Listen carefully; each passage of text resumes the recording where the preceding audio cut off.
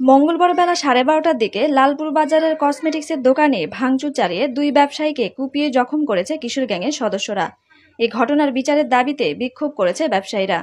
আহতরা হলেন চাঁদেরহাট কসমেটিক্সের প্রোপাইটার আহি ও বন্ধন ফ্যাশনের আশিকুজ্জামান।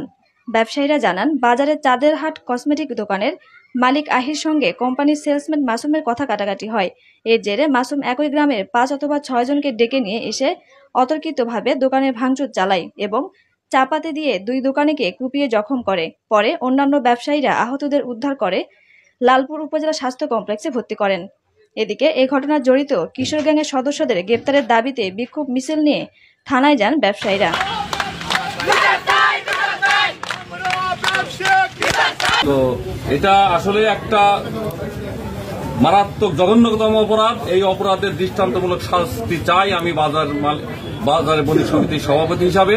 এটা আইন যেহেতু এখানে একবার পুলিশ সমাধান করছে, এটা সবই জানে কারা এর সঙ্গে জড়িতদের দৃষ্টান্তমূলক শাস্তি চাই, সে যেই হোক না কেন। দ্রুত সময়ের মধ্যে দোষীদের বিরুদ্ধে আইনগত ব্যবস্থা নেওয়ার কথা জানান লালপুর থানার ভারপ্রাপ্ত কর্মকর্তা ওসি নাসিম আহমেদ।